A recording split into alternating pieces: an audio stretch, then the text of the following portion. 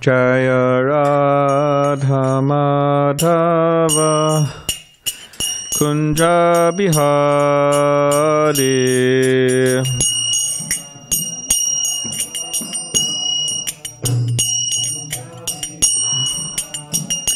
Jai Radha Madhava Kunja Bihari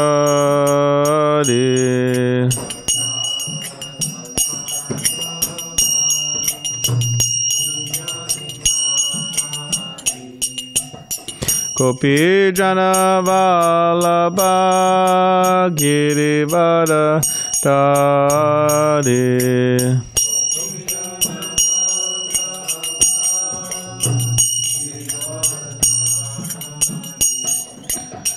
Gopi Jana Vallabha Girivara Dhari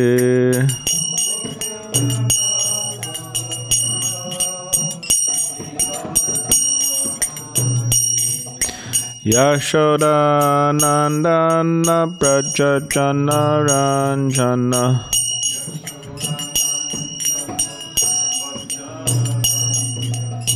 Yashoda Nandana Braja Jana Ranjana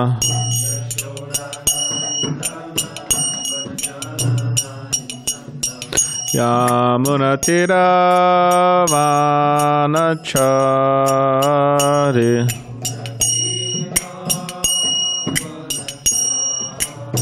Yamunatira Vanachari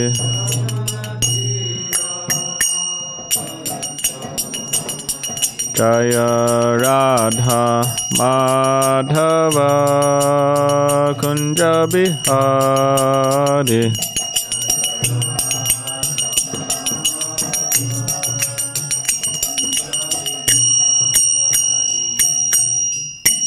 Jam Vishnupad Paramahamsa Parivajagacharya Ashtotara Shata Shri Srimad His Divine Grace A.C. Bhaktivedanta Swami Prabhupada Ki Jai Grantaraj Srimad Bhagavatam Ki Jai. All glories to the assembled devotees, all glories to the assembled devotees, all glories to the assembled devotees, all glories to Shri Guru and Shri Gauranga.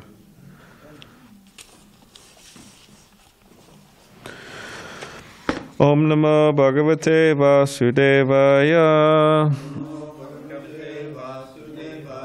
Om Namo Bhagavate Vasudevaya Om Namo Bhagavate Vasudevaya.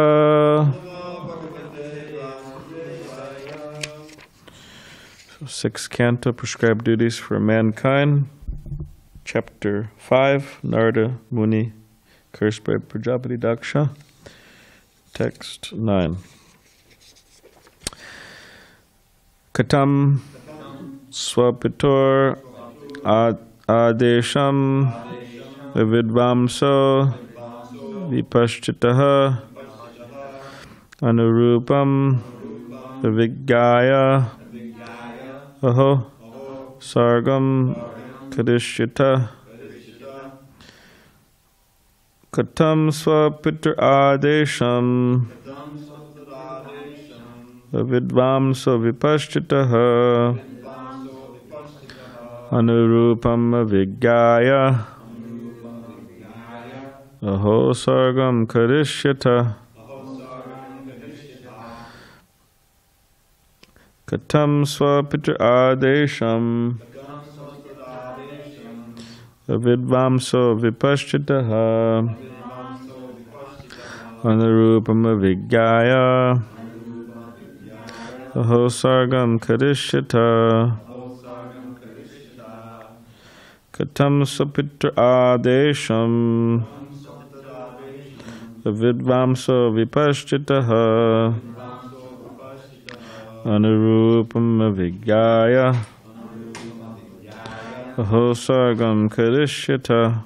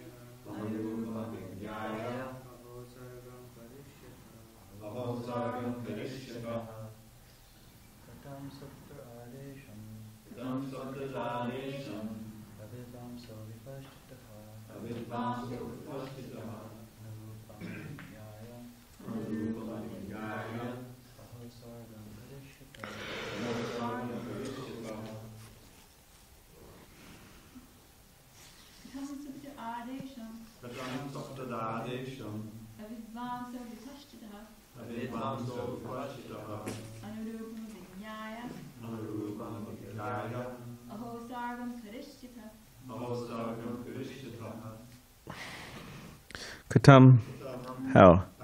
So Pituhu of your own father. Adesham, the order. Avidvamsaha, thank you, ignorant. Vipashchitaha, who knows everything. Anurupam, suitable for you. Vigyaya, without knowing. Oho, alas. Sargam, the creation. Kadishita, you will perform. Translation and commentary by His Divine Grace, A.C. Bhaktivedanta Swami Prabhupada. Alas, your father is omniscient, but you do not know his actual order. Without knowing the actual purpose of your father, how will you create progeny? Text 10. Sri Shukadeva Goswami said, hearing these enigmatic words of Nārada Muni, the Haryaśvas considered them with their natural intelligence, without help from others. Buchetam jivasankadyad anadi nijabandhanam adrishtva tasya nirvanam kim asat karmabir bhavet.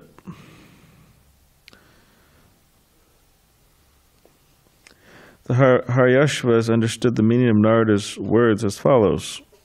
The word Bhuhu, the earth, refers to the field of activities.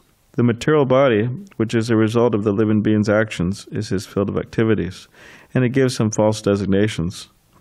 Since time immemorial, he has received various types of material bodies, which are the roots of bondage to the material world. If one foolishly engages in temporary fruitive activities and does not look toward the cessation of this bondage, what will be the benefit of his actions? Purport. Nārada Muni spoke to the Haryaśvas, the sons of Prajapati Daksha, about 10 allegorical subjects: the king, the kingdom, the river, the house, the physical elements, and so forth.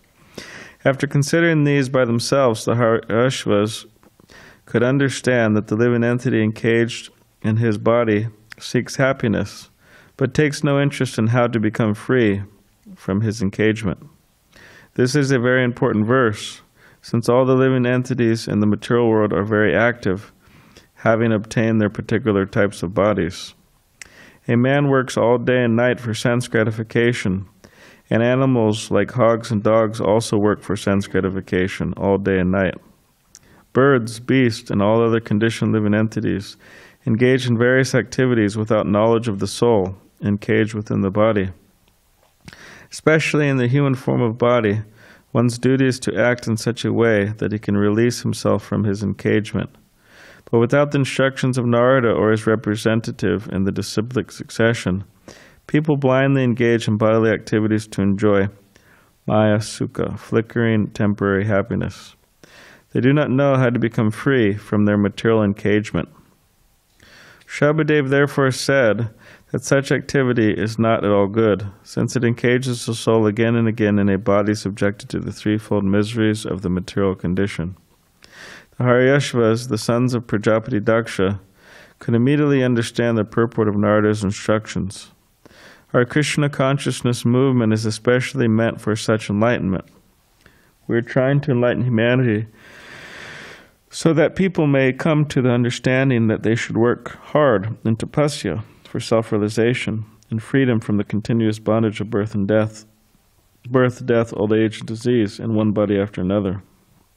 Maya, however, is very strong. She is expert in putting impediments in the way of this understanding. Therefore, sometimes one comes to the Krishna consciousness movement, but again falls into the clutches of Maya, not understanding the importance of this movement.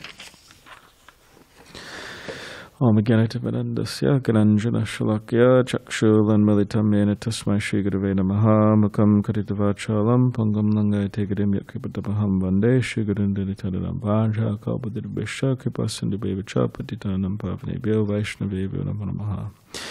Jai Shri Krishna Chaitanya Prabhu Nityananda Shri Advaita Gadadhar Shivasati Gaura Bhakti Vrinda Hare Krishna Krishna Krishna Hare Hare Hare Rama.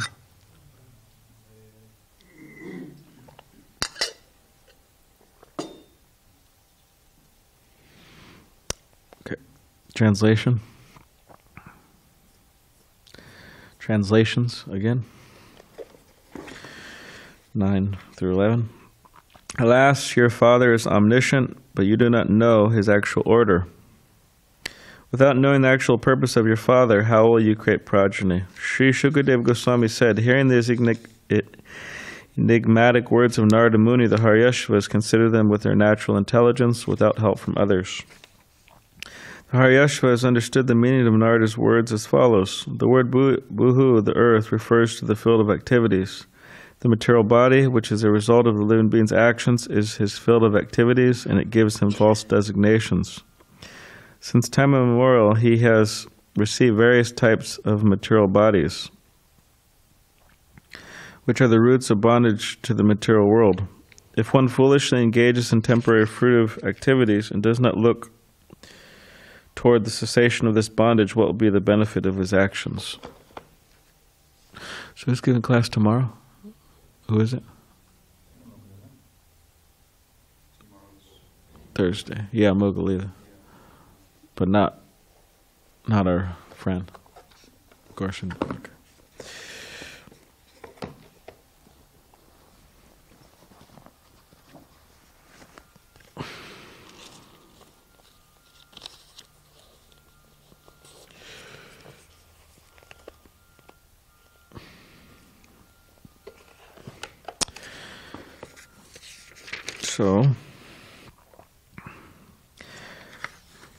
So yeah, this particular allegorical allegory, right? It will be explained in detail over the course of some days. But here, in this particular verse, one thing is brought up, and that is the material body, which is the result of the living being's actions, is his field of activities. So this is part of the and this is the basic principle that we've heard many times in classes, and that maybe we've said many times to others, that why spend all of one's energy and time focusing on trying to improve oneself materially and in this way neglecting one's spiritual life? Why do that? This doesn't make any sense. And aside from it not making any sense, as it's being brought up in the very last point of the verse, it says, what will be the benefit of such actions? So naturally we want to receive the benefit of our actions, whatever those actions may be.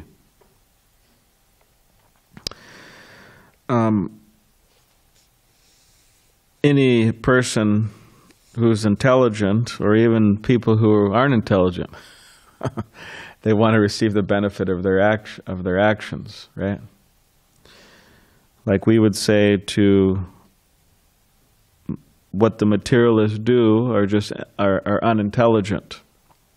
But even them, they want to receive the benefits of their actions. So we're all, in other words, everyone's motivated to gain some benefit. Now, of course, what that benefit is it an actual benefit? Is it the ultimate benefit? That's another story. But at least here, within these verses, it's a common theme within these verses that are coming up, and this one as well, that what's the benefit? What's the use? What's the profit, right? What's the benefit? What's the benefit? What's the profit?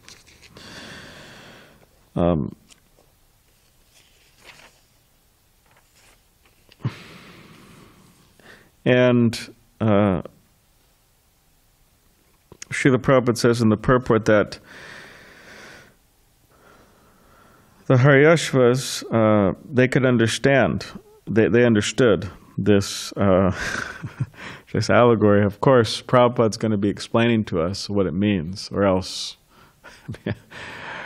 it's questionable whether anyone would understand, because it's what's the word? It's quite cryptic. You can't exactly see what it says, but they understood.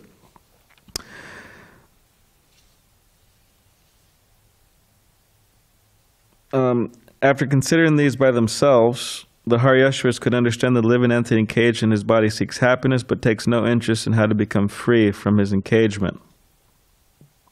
This is a very important verse, since all living entities in the material world are very active and obtain their particular types of bodies. So Prabhupada is saying they work very hard, and they're encaged in the particular body, and they're seeking happiness.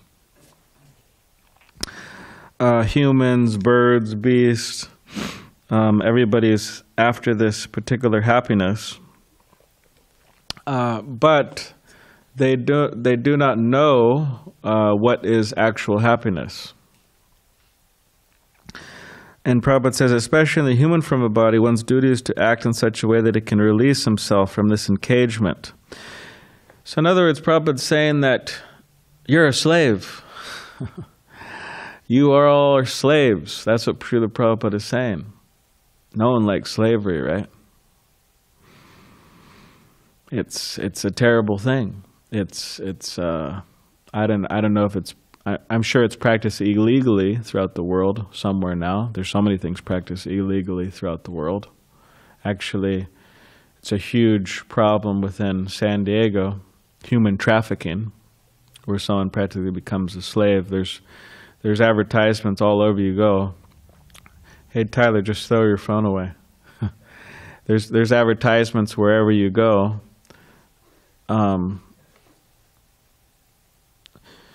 There's advertisements wherever you go, and it says, oh, beware that someone may be having strange behavior. You should look out. Make sure that if you see if there's some strange behavior going on between two humans, there might be some human trafficking going on. It's a big thing in San Diego, especially it's popular in wealthy areas. The reason why it's popular in wealthy areas is because poor people, which is most people nowadays, more and more and more and more and more, poor people who need money, they connect with wealthy people who have large houses and plenty of wealth to throw around, and they get in some type of relationship, usually sexual by nature, girlfriend, boyfriend, whatever. And human trafficking happens like that gradually. In other words, one person becomes the slave, more or less, based on that person providing material necessities. And they engage their children like this also, teenage children. And now, of course, that's one form. There's other forms. There's other forms that are different forms. Now, any person with any type of moral fiber, they said this is wrong, that a human being will do this to other human beings. And there's degrees and degrees and degrees and degrees of more ugly situations. Human slavery. But Srila Prabhupada is saying that he's telling people through his books that you are all slaves. You're slaves of your senses. Slaves of the appetite of the body, of the mind, the whims of the body and the mind. And the living entities, they think, oh, these are my desires. This is what it means to be a real human. But the Srimad Bhagavatam says that, no, You're not living like a human's supposed to. But this type of, it's like a resemblance of a human, or shadow of a human.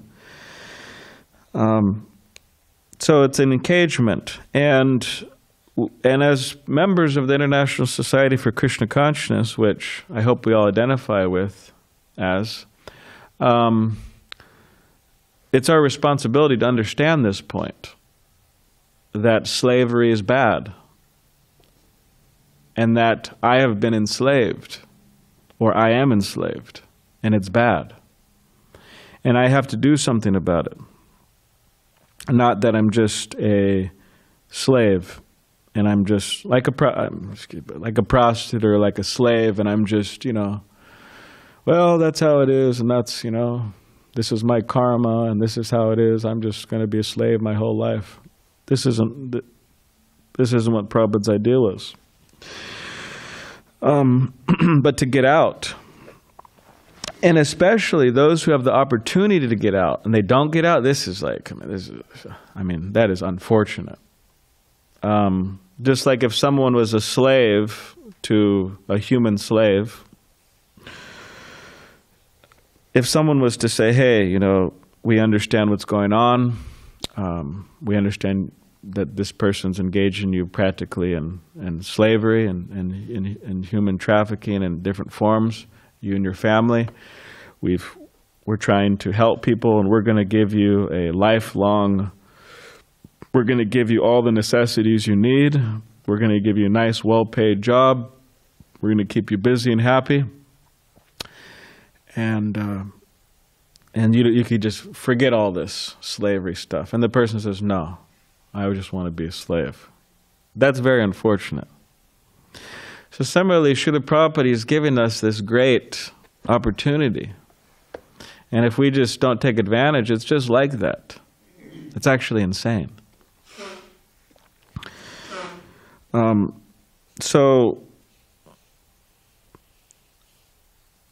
This is actually all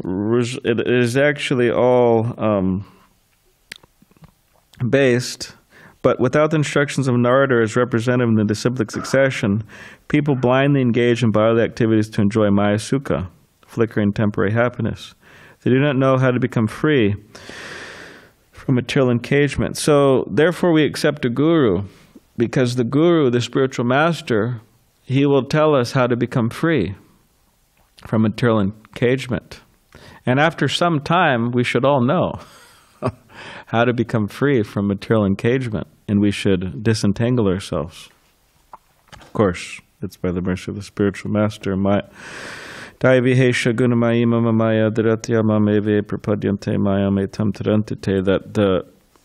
these modes of material nature are very strong, and possible to overcome, practically. But if one surrenders unto me, Krishna says, then they can easily cross beyond it. So surrendering to Krishna means surrendering to the spiritual master, who is Sakshat Duritena Samasta Sashtra. He's non-different from Hari, not God, but God's representative. But we have to do this, we actually have to do this. Because, like Srila Prabhupada said something very interesting one time. Somebody got initiated and then the person left. And then Prabhupada said, oh, he was never my disciple. And the devotee said, oh, what do you mean, Prabhupada? I was there in the yajna. I took initiation. He was sitting right next to me. And Prabhupada said, he doesn't know what initiation is. He never knew what initiation is. So in other words, he became initiated in name only. So we have to be careful that we're not initiated in name only. We are not, I had to try to understand the importance of what we're doing. Or else, as Krishna says in the Bhagavad Gita, it makes the point there, Srila Prabhupada makes the point in a purport. He says that one without full knowledge of what one's doing, then they don't get the benefit, the full benefit of it. We could look that up for the exact, but in essence, that's what's being stated here. So the Krishna conscious movement is especially meant for such enlightenment. We're trying to enlighten human society so that they understand they should work hard in austerity rather than working hard for sense gratification. And then sometimes one comes to the Krishna conscious movement, but again falls into the clutches of Maya, not understanding the importance of this movement. So nothing is automatic. We have to try and try and try and try and try again. And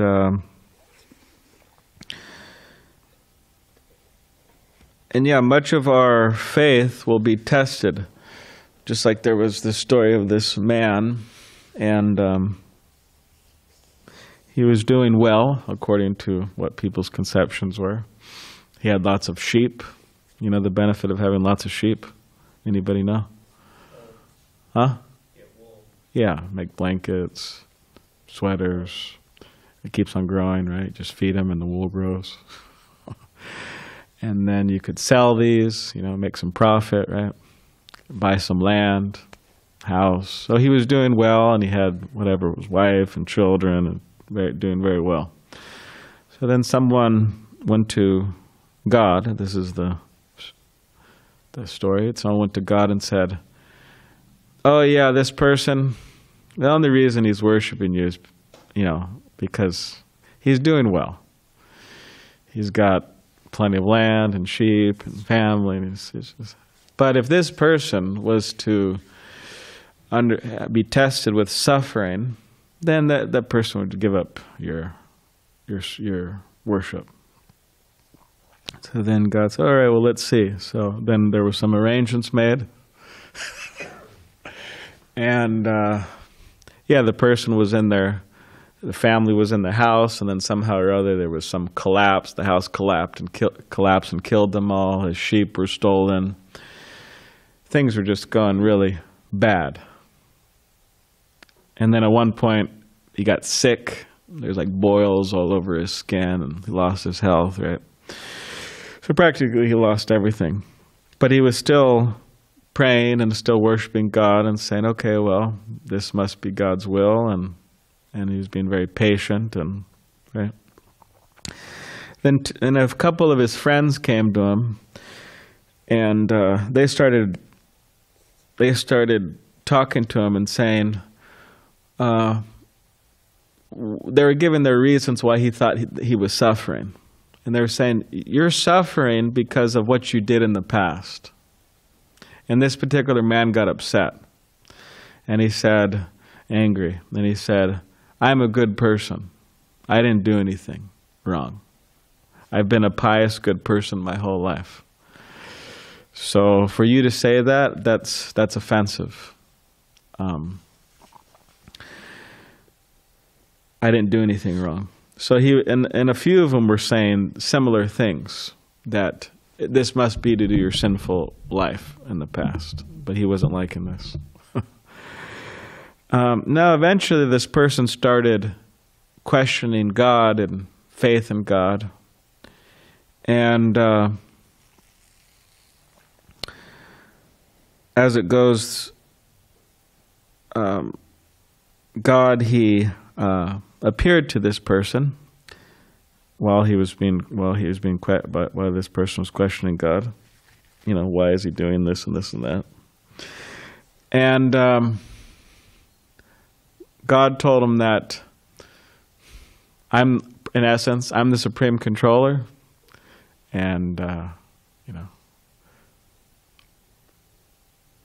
you shouldn't be really questioning my existence or what I'm doing. And that's interesting. And then at the end, apparently he was giving all of these things back, but at much more volumes. Thousands of more sheep and whatever, family, this and that. And Now this is a biblical story. And it's interesting how it's interpreted, actually, because it means how Christians interpret it, or how people in general interpret it.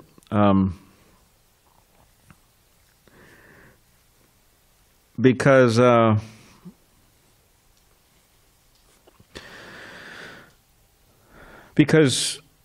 one reason, or one way that is interpreted by some Christians is they say, this idea that you committed sinful actions in the past, that you've done something wrong and therefore you're suffering now, this is not right. They don't accept it. They don't accept this at all. They accept that it's coming from God. And they say that one cannot understand God's purpose, His plan. But getting more to a point that maybe people could resonate with more is that God may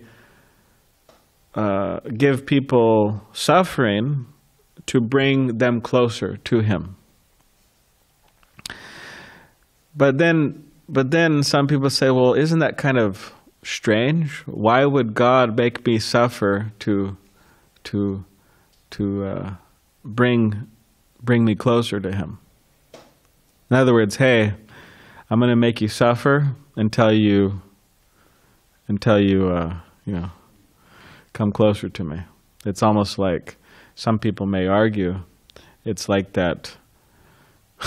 It's like a Stephen King book. There's some Stephen King book that they made into a movie, and I think it's called Misery, yeah. It's called Misery, and maybe some of you are familiar with that, but some man, he actually gets into a car accident, and then he's an author, a famous author, and this woman, she takes him into his house and nurses him back to health, but he wants to leave, and she doesn't let him leave, and she pretty much abuses him physically so he can't leave. In other words, it's like some people, atheists, may argue that, hey, what is God just some type of person where He just like inflicts suffering for you to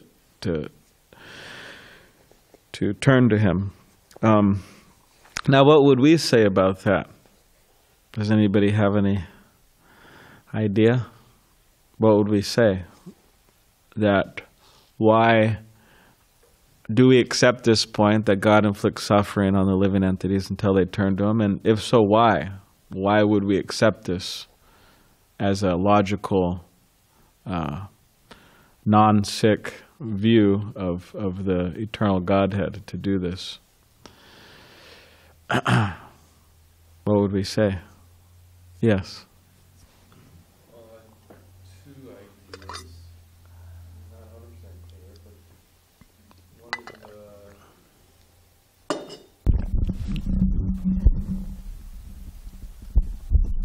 two ideas. One is possibly for purification, and the other one is the rule of love and separation, like this. The more we desire to be with Him, then, like this. Okay. Any other ideas? Yes. Mr. Tyler? Well, materially, if we're suffering, it's the resultant, we did the cause, and so this is the resultant action based on karma, which is not even metered out by Krishna directly. But God's the supreme controller. He could remove that. So I was thinking, right? Isn't He? Yes, He could. Yeah. So why make those? Why would He make people who are trying to serve Him suffer? He could remove it if He wanted to. He's a supreme controller. Even if I did bad things, but if I'm surrendered now and I'm trying to serve God, if He wanted to, He could remove that suffering. So why doesn't He remove it? Well, I thought the reconciliation that we have is that we're thanking Krishna for the impact of our karma being less than it actually should be. So while we're suffering, we're supposed to be saying, I'm due so much more, but you're so merciful that I am getting this, that I can actually handle. Okay. And there's another idea, I don't know if it's Krishna or whatnot, that God doesn't ever give you more than you can actually handle. So this is a trial. It's a a test. common thing within Christianity, and devotees quote it, which I'm not exactly sure where they're getting that from. Devotees, anyways. But So to Janardana's point, we're being purified. I did something wrong in the past. Krishna's merciful. It could be a lot worse. Actually, this could be an opportunity for me to have more faith in Krishna and draw myself closer to him and be grateful once this passes. That like, okay, now that obstacle is overcome, let me focus more on my service. Now that I don't have to deal with, what I did wrong in the past. okay. Hare Krishna. Okay. Yes, Vijay. Yes, Balaram Prabhu, it came to my mind the following very quickly. In Sri Chaitanya Charitamrita, Lord Krishna is described as a debauchee, and of course in the spiritual sense.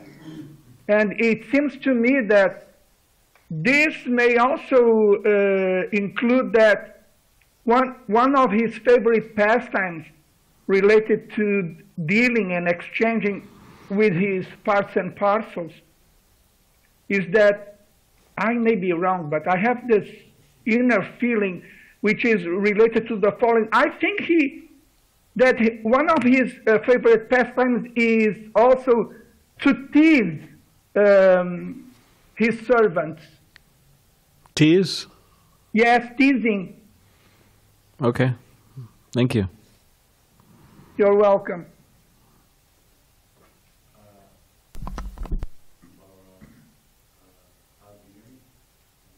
Sorry, I'm not qualified to speak on that other stuff that you were relating to, but I just have one question. Well, can we take that question in a minute? Is that right? I'm sorry. Adding to what they were saying, I was thinking one issue with the comparison, or because someone could say that this idea that God allows for living entities to suffer or causes them suffering until they turn to Him, until they decide to stay with Him or love Him. And so someone could look at it and say, well, it's something like, that book, movie, Misery, and so on, or whatever, some kind of abusive relationship where I'm going to hurt you until you decide to stay with me or love me or be with me, whatever. But I think one issue is that the comparison is just poor, because we see that as like a really sick and bad thing, because with the idea that if that person left, that person could be happy elsewhere. But with the jivas, they can't be. So it seems like a more fitting comparison would be, a mother punishing her 2-year-old child for running away, like running down the street, like running away from home, a 2-year-old child. That a mother may punish, or a parent may punish the child for doing that, because the parent may have the understanding that this child, if running away from me, something like that, would be in much more pain, much more danger, or much more suffering than the suffering I'm going to cause him, just to get him to realize that he can't go out. Now again, none of these comparisons are perfect, none of these analogies or whatever really perfectly fit. Yeah. But I was thinking, even the child one doesn't perfectly fit. Yeah. But definitely this other one doesn't perfectly fit, because it's not acknowledging the nature of jivas and Krishna. Yeah. That they can't. And but yeah, it's awesome. Yeah, I mean, like the Krishna, or his energy, specifically say material energy, when we try to dance with the material energy, or when we become controlled by the material energy, we dance to the dictation of the material energy, we have to suffer. That's just how it's set up. Now, but this suffering is also, we do accept that it is, it's designed in a particular way to bring us closer to Krishna. I mean, hopefully that's the idea. Of course, it's not necessary. Someone doesn't have to, but when the conditioned soul's really, by nature, conditioned, there has to be certain methods to wake somebody up. So that means suffering. But it's not that Krishna inflicts suffering on the soul and then the soul joins Krishna, and then it's just some abusive, unhealthy relationship that they engage in with Krishna. It's not like that at all.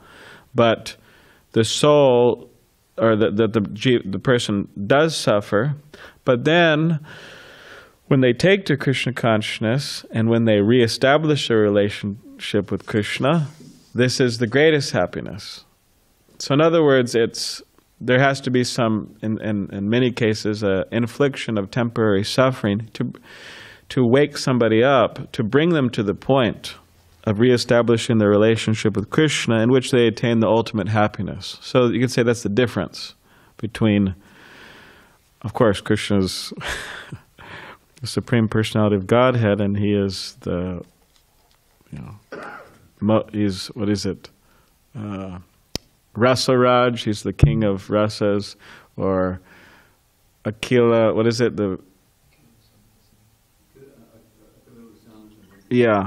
So he knows what he's doing in terms of having his relationships with the devotees. He's the best, right? So yeah, sometimes a person may have to undergo all these different types of sufferings, but ultimately it's, when they're reinstated in Krishna consciousness, then, they're experiencing that ultimate happiness in relationship with Krishna. Will you entertain another Zoom comment or question?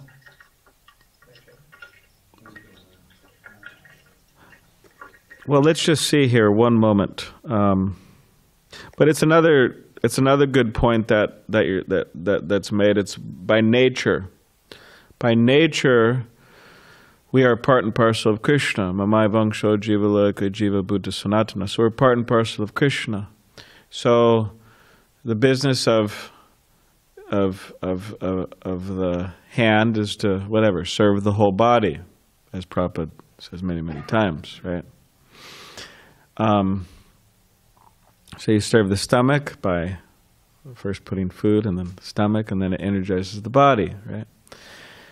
Now, if the hand just tries to, in other words, there's a process by which the body becomes nourished. So similarly, there's a process, or there's a particular way in which the soul is able to experience happiness, or experience what they're supposed to experience. Freedom, happiness, and that is by serving Krishna.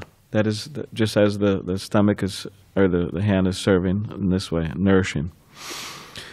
So by nature, as Kunachan Prabhu is bringing up, it's just our nature. We're intimately connected with Krishna, and we're not going to be happy otherwise. It's as simple as that.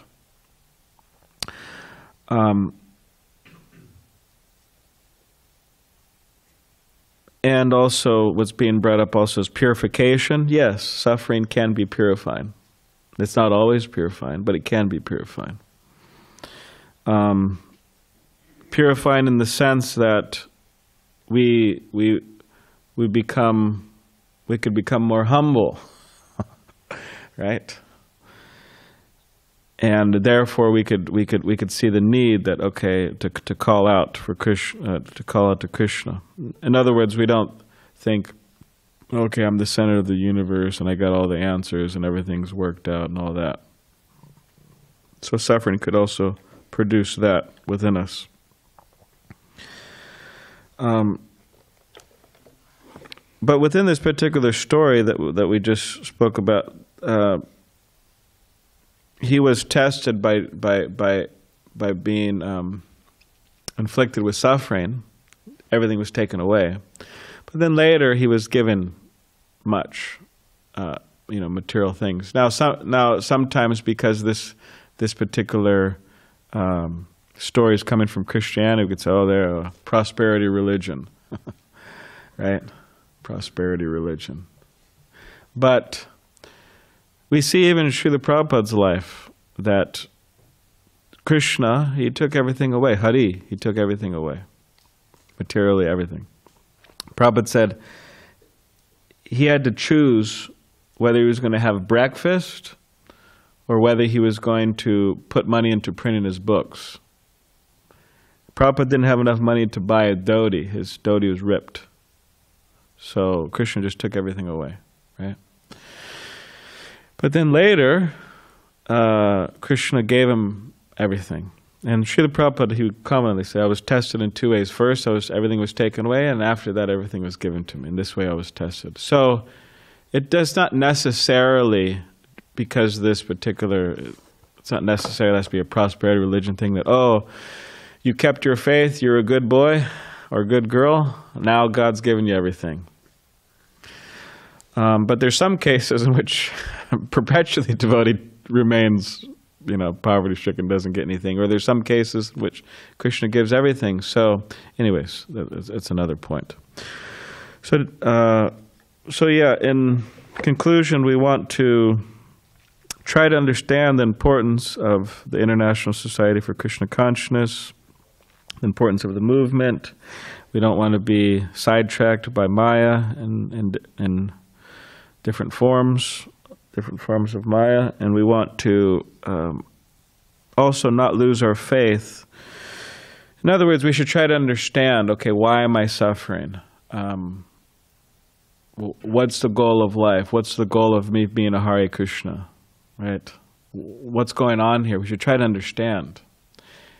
And then, move forward accordingly. Okay, does anybody have any... Cletus, you got the mic. All right. Sure. It's twofold, but I'll be rather quick. In the Bhagavad Gita, or in the Sanskrit, I believe, and I'm not sure which book, but Vishnu is known to take everything away from his devotees. Yes. But also too, in the Bhagavad Gita, we see that that at some point, when a devotee reaches a mature spiritual development, he's removed from the three modes of nature, according to Pada. But my question is, you spoke about slavery and the material senses. In one sense, we're all slaves to the material body. Is it wrong to desire to, once one leaves his body, to come back to this material form, rather in a Brahmana family, and be a slave again to the material senses, have to work one ways back up to Godhead? Because no one who, I won't say no one, but is born into a Brahmana family is, almost innately impregnated or planted with the seed of Krishna consciousness. One's family has to, of course, one has to be conditioned by Krishna consciousness, but because the devotee who desired to come back to the material body and a perfect, wealthy Brahmana family, worshiping Krishna. Well, I think I understand the essence of your question. Yes. Srila Prabhupada, one time, he said, devotees, book distributors, book distributors are saying, Prabhupada, we want to come back again and again and again and distribute your books. Prabhupada ki jai, right? And then Prabhupada said, oh, you shouldn't desire like this. He said, I appreciate the mood, I appreciate your service attitude. But he said, you should just, preach and then just, go back to, no need to. Now, of course, there's other statements where Mama Janmani Ishvare, okay, birth after birth, right? Wherever you want to put me, Krishna, I'm going to serve you. But there's also many statements where Srila Prabhupada would say, yeah, just try to finish, the business, and don't desire to come back in a good family, because sometimes people come back in good families and later, they kind of go off. They deviate from their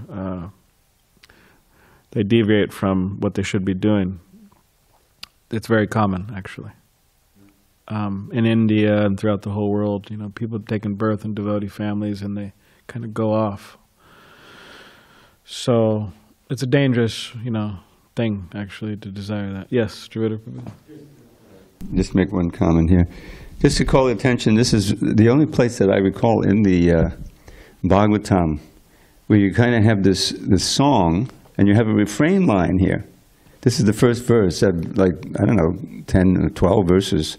And it always ends, all the verses end, and it seems to be the Haryaśvas thinking. It doesn't say that they're actually saying this in reply. It's not, but this kimasat karma bir bhaved, that last line will be repeated again and again. It came up in the second verse you read, and we'll see it, which means basically, what are the use of fruitive material activities? Therefore, what is the use? And they make a case for that. And if you allow me, I just want to share, because it's completely pertinent, and I give the reference too, and that is Madhya 22:16. This verse where Lord Chaitanya is preaching to Sanatana Goswami, he's teaching him, and this is the first verse in the part deals with the process of devotional service. You have Sambandha Abhideya. This is the first verse of Abhideya section. And many of you have heard this before, but it's completely pertinent there, this being the slave of the senses and then breaking out of that through knowledge. Kamadinang. You want to do the Sanskrit? No, you can, please. Kamadinang katina katita palita durni deshas teshan jata maina kaduna nattapano prashanti. Utsrijaitan adiyotupate sampratam labdha buddhis tvāmāyātak shadanamamayam mandiyung svatmadasya.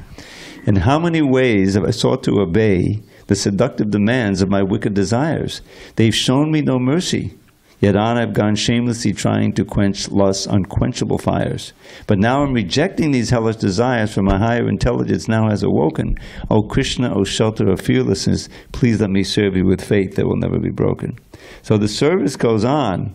We're going to serve the demands of the senses and the lust, anger, greed. That's the slavery part. He's talking the slavery part. We think, it's tragedy. There's actual slavery going on, as you say, human trafficking. But we're all slaves in the conditioned sense. We may not know it, but so we still have to serve. But now he's saying, I realize that I'm rejecting these desires, but I still realize I have to serve. So please engage me in your service. It's a service of love. It's not a service of slavery. Yes, that's the whole point, and it reduces bliss, not misery, despair. Yes, yes, it's a great point. The service of based on love versus based on slavery. It's a big difference. I mean, night and day. And the results like night and day also, right? So we serve the desires of the spiritual master. We serve the desires of Krishna. They have desires, so we make ourselves one with those desires, right? And their desire is Sarva-sukha bhavantu. Yeah.